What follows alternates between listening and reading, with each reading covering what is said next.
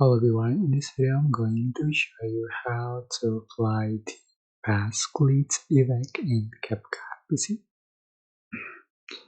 So you can find the fast glitch effect and body effect here. On the trending here's fast glitch. This is the new body effect from CapCut.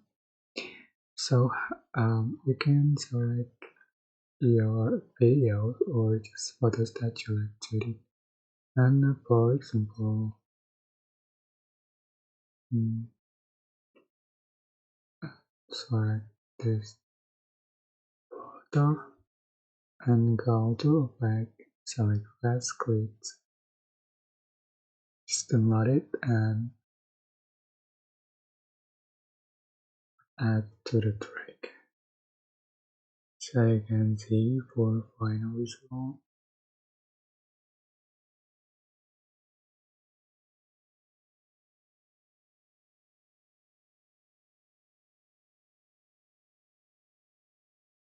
Alright, it's just basic tutorial, but I hope this tutorial was helpful for you. Don't forget to like, comment, share, and also subscribe. Thank you so much for watching.